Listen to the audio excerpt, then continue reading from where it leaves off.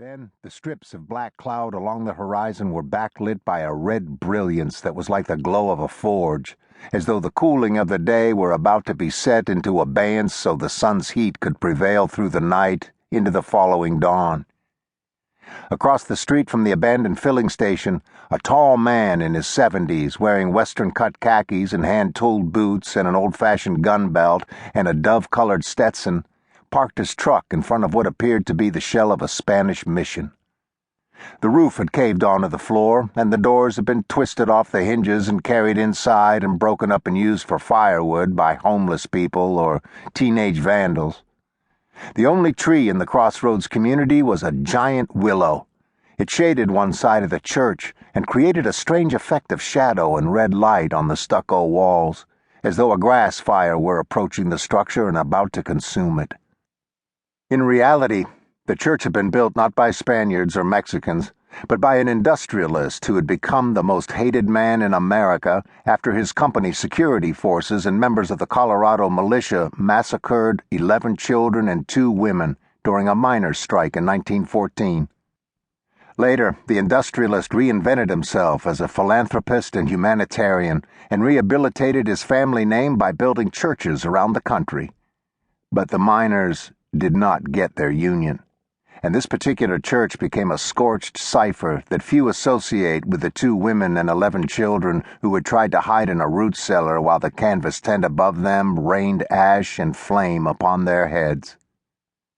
The tall man was wearing a holstered blue-black white-handled revolver.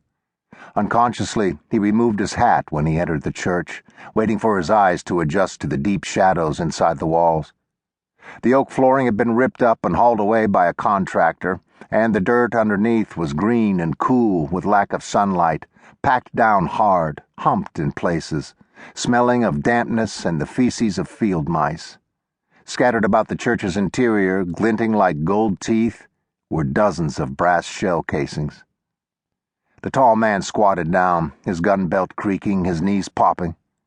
He picked up a casing on the end of a ballpoint pen. It, like all the others, was .45 caliber. He cleared his throat softly and spat to one side, unable to avoid the odor that the wind had just kicked up outside. He rose to his feet and walked out the back door and gazed at a field that had been raked by a bulldozer's blade, the cinnamon-colored dirt scrolled and stenciled by the dozer's steel treads. The tall man returned to his pickup truck and removed a leaf rake and a long-handled shovel from the bed.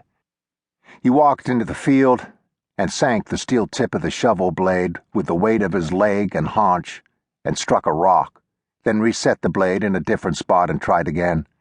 This time the blade went deep, all the way up to his boot sole, as though it were cutting through compacted coffee grounds rather than dirt.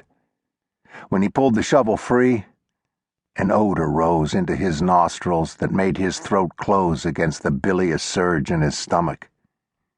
He soaked a bandana from a canteen in his truck and wrapped it around the lower half of his face and knotted it behind his head. Then he walked slowly across the field, jabbing the inverted half of the rake handle into the ground.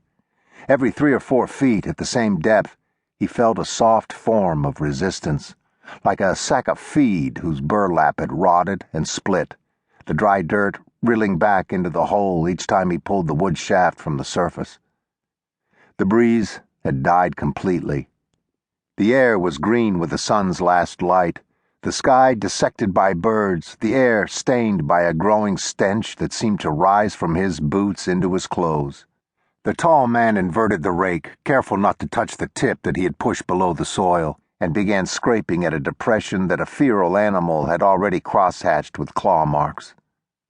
The tall man had many memories from his early life that he seldom shared with others. They involved images of snowy hills south of the Yalu River and dead Chinese troops in quilted uniforms scattered randomly across the slopes, and F-80 jets flying low out of the overcast sky, strafing the perimeter to push the Chinese mortar and automatic weapons teams back out of range. The wounds on the American dead piled in the backs of the 6-bys looked like roses frozen inside snow. In his sleep, the tall man still heard bugles blowing in the hills, echoing as coldly as brass ringing on stone.